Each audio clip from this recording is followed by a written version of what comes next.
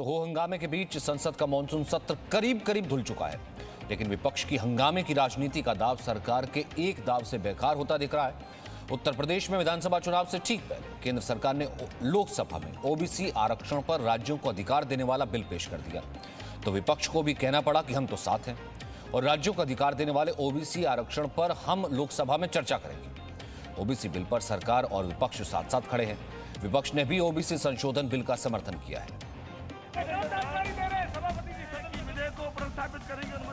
जो सदस्य के विरोध में वो ना कहें। जब 102 अमेंडमेंट बिल पास किया गया था, बाहुबली से हमारी बात नहीं सुने गए।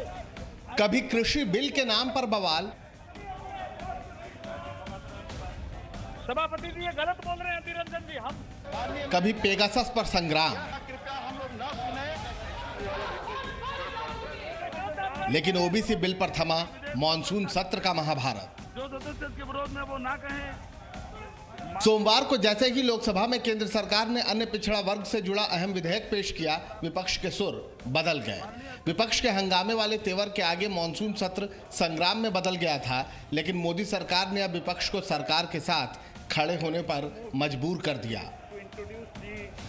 हम सभी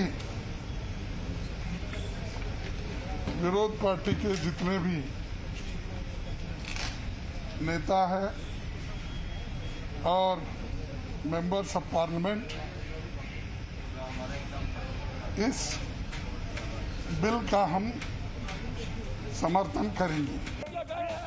सदन के अंदर अब ये भी जान लीजिए कि आखिर इस बिल में ऐसा क्या है कि विपक्ष के तेवर नरम पड़ गए हैं। सभापति जी ये गलत बोल रहे हैं निरंजन जी। हम केंद्र सरकार जो संशोधन विधेयक लेकर आई है, उसके पास होते ही राज्यों को ओबीसी की लिस्ट में नई जातियों को शामिल करने के लिए केंद्र सरकार पर निर्भर नहीं रहना होगा। राज्य सरकारें अपने यहाँ किसी जाति को ओबीसी समुदाय में शामिल कर सकेंगी। जाहिर है मामला एक बड़े वोट बैंक से जुड़ा है, तो विपक्ष भी इस बिल की राह में रोड़ा अटकाने से बचना चाहता है। देखिए, विपक्ष कतई नहीं चाहता कि सदन चले, लेकिन ये संविधान संशोधन पर वो अपनी फेस सेविंग भी चाहते हैं। सरकार ही उसको लेकर आई है, आज इंट्रोड्यूस हुआ है, तो स्वाभाविक है आज इंट्रोडक्शन होगा, फिर चर्चा शायद आने वाले कल या जो भी तारीख तय होगी उस पर चर्चा माननीय स्पीकर महोदय तय करेंगे, उस पर चर्चा होगी। इस संशोधन बिल को पास करना और करवाना सभी पार्टियों की मजबूरी बन चुका है, क्योंकि कुछ महीने पहले ही सुप्रीम कोर्ट ने कहा था कि किसी जाति को ओबीसी में शामिल करने का अधिकार केंद्र सरकार के पास है, राज्यों के पास नहीं। और इसी का हवाला देते हुए महाराष्ट्र में मराठा समुदाय को दिए गए आरक्षण को रद्द कर दिया गया। सुप्रीम कोर्ट ने केंद्र सरकार की पुनर्विचार याचिका भी खारिज कर दी, जिसके बाद नियमों में संशोधन अब जरूरी हो चुका है, क्योंकि महाराष्ट्र में मराठा समुदाय के अलावा हरियाणा में जाट, गुजरात में पटेल और कर्नाटक में लिंगायत समेत कई समुदाय के लोग खुद को ओबीसी वर्ग में शामिल करने की मांग करते आए हैं, और इसीलिए नाना करते भी सरकार का साथ देना विपक्ष की मजबूरी बन चुका है। सवाल वोट बैंक का है, तो सभी पार्टियों ने आज अपने सांसदों को लोकसभा में बिल पर चर्चा के दौरान मौजूद रहने का व्हिप जारी किया है। ब्यूरो रिपोर्ट, जी मीडिया।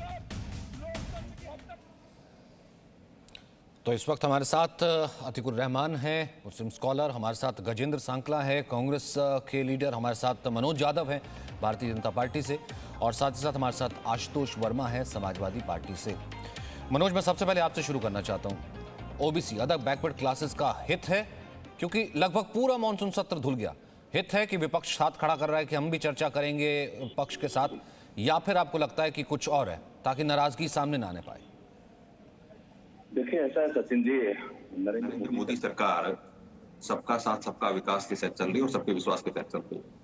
आपने देखा कि जिसकी जितनी भागीदारी उसकी उतनी हिस्सेदारी के संकल्प के साथ प्रतिबद्ध है, और जो 127वां संविधान संशोधन विधेयक जो पेश किया गया है उसमें स्पष्ट रूप से जो सामाजिक और शैक्षणिक रूप से जो लोग पिछड़े लोग हैं, राज्य अपनी सूची बना सकते हैं, पिछड़ों के अंदर उनको चिन्हित कर सकते हैं, उनको आरक्षण दे सकते हैं। और ये ऐसा नहीं है पहली बार हुआ है, ये संविधान के अनुच्छेद 15(3), 15(4) और 16(4) में स्पष्ट रूप से प्रावधान है कि जो सामाजिक और शैक्षणिक रूप से जो लोग पिछड़े हैं उनकी राज्य सरकारें पहचान करें। लेकिन आपको मालूम होगा कि 5 मई को सर्वोच्च न्यायालय ने एक फैसला दिया था कि जो ओबीसी आयोग है वो लिस्ट जो जारी करेगा उसी के तहत ये आरक्षण की व्यवस्था होगी। लेकिन सरकार ने जुलाई में सर्वोच्च न्यायालय में गई और रिव्यू पिटीशन डाला। सरकार ने कहा कि आप दोबारा से व्याख्या कीजिए, और अभी भी वो मामला सर्वोच्च न्यायालय में लंबित है। देखिए सचिन जी, ऐसा है कि भारत सरकार सबका साथ सबके विश्वास के साथ चली हुई है, और ओबीसी समाज के लिए कितना प्रतिबद्ध है आप देख रहे हैं। आपने देखा कि किस तरह से संवैधानिक आयोग का ओबीसी आयोग को संवैधानिक दर्जा दिलाने का काम नरेंद्र मोदी सरकार ने किया। अभी केंद्रीय मंत्रिमंडल में 27 मिनिस्टर्स ओबीसी समाज से हैं, 20 मिनिस्टर एससी एसटी समाज से और 11 विमेन हैं। और मैं एक बात और स्पष्ट कर दूं कि सचिन जी, जिस तरह से काका कालेलकर की सिफारिशों को भी इन्होंने नहीं माना था। कांग्रेस पार्टी अब कितना ही हो हंगामा करे, बोल रही थी कि 102वां संविधान संशोधन जब ये लेकर के आए थे तो ठीक नहीं था। मैं पूछना चाहता हूं कि 102वां संविधान संशोधन जो लाया गया था उसमें स्पष्ट रूप से तो ओबीसी आयोग को संवैधानिक दर्जा दिया गया था, तो समस्या क्या है? देखिए ऐसा है सचिन जी, भारतीय जनता पार्टी प्रतिबद्ध है सबका साथ सबका विकास के साथ में, और उसी दिशा में आगे बढ़ रही है। ठीक है आशुतोष, मुझे नहीं लगता इसको लेकर के कोई दिक्कत है, तभी सरकार के साथ पूरा विपक्ष भी खड़ा है। चुनाव तो आते जाते रहते हैं, ठीक है, उत्तर प्रदेश में चुनाव उससे पहले ही आ रहा है, पर अगर ओबीसी को उनका हक मिलता है तो उसके लिए तो पूरा विपक्ष साथ है। मेरे ख्याल से कोई दिक्कत तो किसी को नहीं। बिल्कुल सचिन जी, और समाजवादी पार्टी पहले ही इस बिल का जो है वो समर्थन कर चुकी है। लेकिन इसमें बात समझनी चाहिए, समाजवादी पार्टी और जो बीजेपी के लोग हैं कहते हैं, उनकी असलियत को भी देश को समझना चाहिए। ये भारतीय जनता पार्टी की प्रवक्ता बता रहे हैं कि ओबीसी के लिए ये क्या वो किया।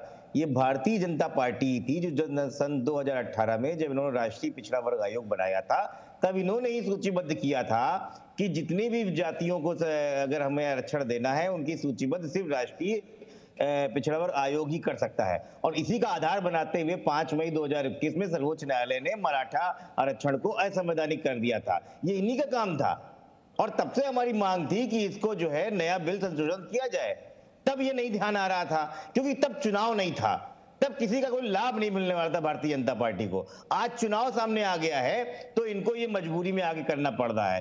ठीक है, देर आए दुरुस्त आए, लेकिन क्या ये बताएं, क्या आज भारतीय जनता पार्टी इस मुहाने पे खड़ी हो गई है कि पिछड़े वर्ग के लिए कुछ ना कर पाने की वजह से इनको 27 मंत्री बनाने पड़ रहे हैं? इसका मतलब आपने पिछले 5 सालों में कुछ नहीं किया है, या उनका वोट बैंक जो था वो चला गया है? तो ये रिझाने की कोशिश कर रहे हो, और ये जो देश के प्रधानमंत्री खड़े होकर जातियों के हिसाब से मंत्री बना रहे हैं, ये क्या है? ये देश में कौन सी नई परिचालिका कर रहे हैं, ये प्रधानमंत्री खुद नहीं बता पा रहे हैं। असल में भारतीय जनता पार्टी को पता है कि ये पूरी तरीके से इनके हाथ से पिछड़े वर्ग और दलितों पे जो अत्याचार हुए हैं पिछले 5 साल में उत्तर प्रदेश में, वो सब इनके से दूर जा चुके हैं, और उनके लुभाने की, रिझाने की ये जो नाकाम कोशिश है वो करने की कोशिश कर रहे हैं। तो जाति तो फिर परशुराम जी की मूर्ति लगाने के साथ साथ ब्राह्मण सम्मेलन करवाने वाले भी जाति ढूंढ रहे हैं, फिर कभी यादव कॉम्बिनेशन बनाने वाले भी जाति ढूंढ रहे हैं। सर जाति तो फिर कौन नहीं ढूंढ रहा, मुझे बताइए। जाति की पॉलिटिक्स तो यहाँ होती रही है ना। और इसके अलावा अगर आप बात कर रहे हैं कि जाति के ऊपर पॉलिटिक्स, तो ठीक है, यहाँ पर अगर बिल आ रहा है साथ हैं तो ठीक है। एक बार मैं जवाब ले लेता हूँ मनोज यादव से, फिर उसके बाद मैं दोनों पैनलिस्ट को आ जाता हूँ। 30 सेकंड में। सचिन जी ऐसा है कि जो जाति की राजनीति हमेशा से करते रहे हैं और केवल एक विशेष वर्ग की राजनीति करते हैं, माई समीकरण पर जिनकी राजनीति टिकी हुई है, मुस्लिम यादव समीकरण पर, जबकि यादव समुदाय का कहीं भला नहीं किया, केवल एक अखिलेश यादव परिवार का भला हुआ है उत्तर प्रदेश में, और किसी का भला नहीं हुआ है। लेकिन दूसरा सवाल मैं ये पूछता हूँ, भाई एक बात बताइए, 1953 में काका कालेलकर कर रहे हो। अरे भाई सुनो यार, ये क्या तरीका है, ये क्या तरीका है? सुन लो तरीके से। अरे प्रधानमंत्री खुलेआम जातियों की बात कर रहे हो, आप विपक्ष की बात कर रहे हो। आप किसकी बात करते हैं? किसी प्रधानमंत्री ने आज तक किसी प्रधानमंत्री ने बोला कि मैंने पिछड़ों को मंत्री बनाया? उसकी सिफारिशों को लागू करने का काम नरेंद्र मोदी जी ने किया है। संवैधानिक आयोग बनाने का काम हमने किया है। संवैधानिक आयोग बनाने का काम हमने किया है। नीट के अंदर 27% देने का काम भारतीय जनता पार्टी। जातियों की राजनीति अगर खत्म ही करनी है तो सीधा कह दीजिए हम ओबीसी के इसका समर्थन ही नहीं करते, राज्यों को अधिकार ही नहीं मिलेगा। फिर भले वो महाराष्ट्र में मराठा की बात हो, राजस्थान में जो है गुर्जर की बात हो, या हरियाणा में जाट की बात हो, सीधा कह दीजिए हम समर्थन नहीं करते। सर ये भी तो जाति का कार्ड है ना, सीधा कह दीजिए हम समर्थन नहीं करते, क्योंकि आपको भी मालूम है कि राज्यों के पास अधिकार आएगा, राज्यों के पास अधिकार आएगा वो जाति विशेष को कहना कि ओबीसी को, जो की मांग उठती रही है, अगर कोर्ट में जाती रही है, कोर्ट ये कहता रहा है कि आप सरकार के पास जाइए, तो अगर जो है सर अगर ये जाति की पॉलिटिक्स नहीं है तो आप इसको मना कर दीजिए ना। हम देश में चाहते हैं कि जाति विहित पॉलिटिक्स हो। गजेंद्र सांकला, वरना तो कहिए ना हम इसके फिर साथ है तो तभी तो आप मल्लिकार्जुन खड़गे भी कह रहे थे। गजेंद्र सिंह सांकला 1 सेकंड, फिर उसके बाद अतीकुर रहमान।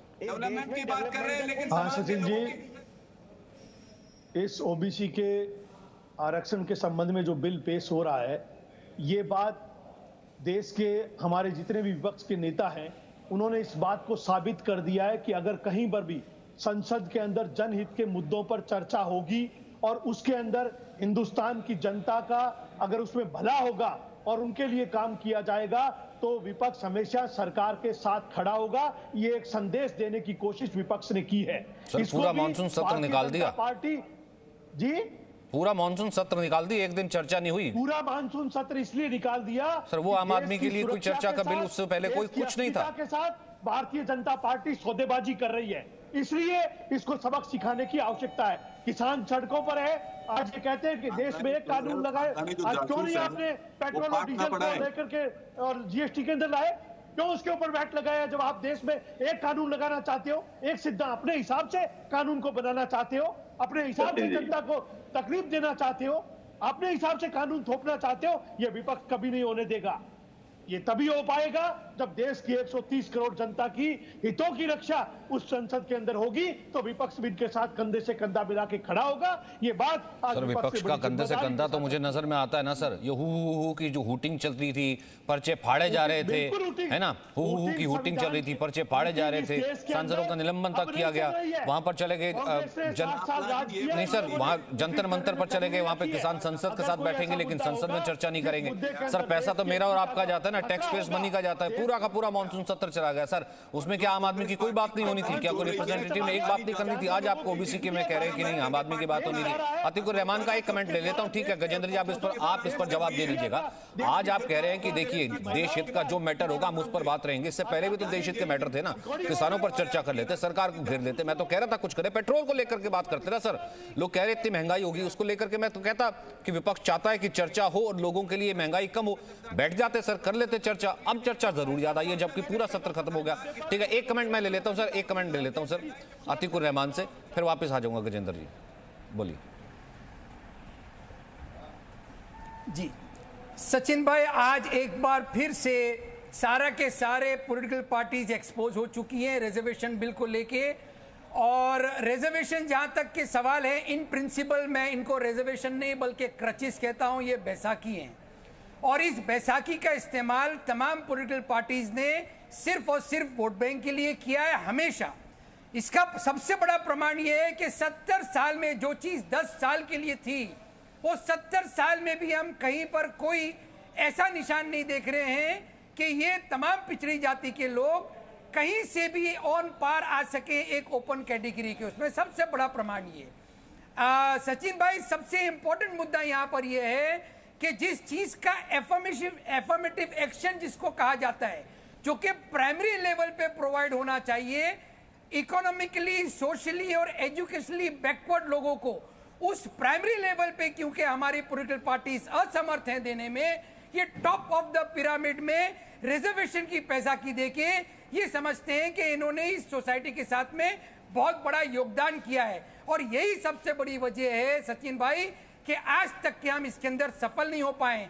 आप माइनस पॉलिटिकल पार्टीज कर दीजिए रिजर्वेशंस को, ये बैसाखी खत्म हो जाएगी। प्राइमरी लेवल पे एफर्मेटिव एक्शन करिए, फिर देखिए 10 साल से 1 साल ऊपर नहीं लगेगा और तमाम पूरा भारत एक समांतर लेवल पे आ जाएगा। तो आपको नहीं लगता कि अदर बैकवर्ड क्लासेस जो पीछे रह गई 70 साल से, उनको उनका हक मिलना चाहिए? प्राइमरी लेवल पे देना चाहिए सचिन भाई, primary level, primary education, primary health care, क्यों टॉप ऑफ द पिरामिड पे आप देना चाहते हैं ये पैसा? जी जरा देश को ये भी बता दीजिए, जो अल्पसंख्यकों को अधिकार दिया गया है और अभी भी मुस्लिम आबादी जो अल्पसंख्यक बनी हुई है, मैं पूछता हूं इतनी बड़ी आबादी होने के बाद भी अभी भी वो अल्पसंख्यकों का अधिकार ले रही है, उस पर आप कुछ नहीं बोलेंगे। लेकिन एक अति पिछड़ा समाज और पिछड़े समाज को अगर अधिकार मिल रहा है, सचिन भाई मैं जवाब देना चाहूंगा, शैक्षणिक रूप से, सामाजिक और शैक्षणिक रूप से उनको अधिकार दिया जा रहा है, वो पिछड़े हैं सामाजिक रूप से, शैक्षणिक रूप से, तो आपको पीड़ा किस चीज की हो रही है? संविधान में प्रावधान है, आर्टिकल 53, सचिन भाई मैं जवाब देना चाहूंगा, 15 क्लोज 4, 16 क्लोज 4, इसमें स्पष्ट रूप से प्रावधान किया गया है। और इसमें समस्या क्या है मुझे यही चीज धर्म के आधार पर होती तो मुझे नहीं लगता कि अतीकुर रहमान को कोई ऑब्जेक्शन होता है ना। अतीकुर रहमान, सचिन भाई 10 सेकंड, सचिन भाई इन्होंने कहा कि हम लोग इसका इस्तेमाल कर रहे हैं, धर्म के आधार पर आप अतिकुर लास्ट 10 सेकंड सचिन भाई, जो रिजर्वेशन पॉलिसी थी वो 10 साल के लिए थी रिव्यू होना। माइनॉरिटी राइट्स को कोई टाइम लिमिट नहीं था। ये अच्छी तरह जान ले बीजेपी के प्रवक्ता। माइनॉरिटी की डेफिनेशन भी तो कोई होगी ना अतिकुर रहमान, यही तो हम बात कर रहे थे उस दिन। नहीं फिर हिंदू माइनॉरिटी का कहां जाता है सर? 13 से ज्यादा राज्य हैं, फिर हिंदू माइनॉरिटी कहां जम्मू कश्मीर में जाएगी, मिजोरम में जाएगी, गोवा में जाएगी? फिर मैं वही तो कह रहा हूं ना सर, अपॉर्चुनिटीज कमीशन बनाना, इक्वल अपॉर्चुनिटीज कमीशन बनाना 20 साल से लंबित है। बहुत बहुत शुक्रिया सर, मेरे पास वक्त इतना ही है। अतिकुर रहमान, बात वहीं पर आती ना, आप वैसे ओबीसी की कहते हैं कि उन्हें प्राइमरी आगे लाया जाए, लेकिन जब बात होती है कि धर्म के आधार पर आरक्षण, फिर कहते नहीं धर्म के आधार पर आरक्षण जो है मुस्लिमों को कहीं ना कहीं मिलना चाहिए। बहुत बहुत शुक्रिया। Presenting B News app available on Google Play and App Store. Download it now.